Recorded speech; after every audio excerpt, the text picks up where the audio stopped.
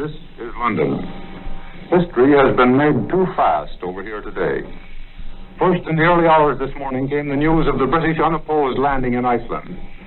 Then the news of Hitler's triple invasion came rolling into London, climaxed by the German air bombing of 5 nations. British mechanized troops rattled across the frontier into Belgium. Then, at 9 o'clock tonight, a tired old man spoke to the nation from number 10 Downing Street. He sat behind the big oval table in the cabinet room where so many fateful decisions have been taken during the 3 years that he has directed the policy of His Majesty's government. Neville Chamberlain announced his resignation. Mr. Chamberlain's announcement of his resignation was entirely impersonal.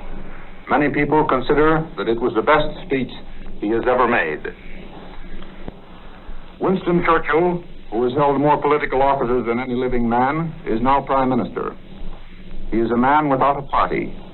For the last 7 years, he has sat in the House of Commons, a rather lonesome and often bellicose figure, voicing unheeded warnings of the rising tide of German military strength. Now, at the age of 65, Winston Churchill, plump, bald, with massive round shoulders, is for the first time in his varied career of journalist, historian, and politician, the Prime Minister of Great Britain. Mr. Churchill now takes over the supreme direction of Britain's war effort at a time when the war is rapidly moving toward Britain's doorstep. Mr. Churchill's critics have said that he is inclined to be impulsive and at times vindictive. But in the tradition of British politics, he will be given his chance. He will probably take chances, but if he brings victory, his place in history is assured. The historians will have to devote more than a footnote to this remarkable man, no matter what happens. He enters office with the tremendous advantage of being the man who was right. He also has the advantage of being the best broadcaster in this country. Mr. Churchill can inspire confidence, and he can preach a doctrine of hate that is acceptable to the majority of this country. That may be useful during these next few months.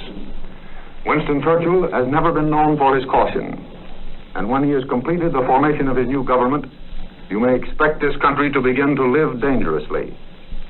Hitler has said that the action begun yesterday will settle the future of Germany for 1,000 years. Mr. Churchill doesn't deal in such periods of time, but the decisions reached by this new Prime Minister with his boyish grin and his puckish sense of humor may well determine the outcome of this war.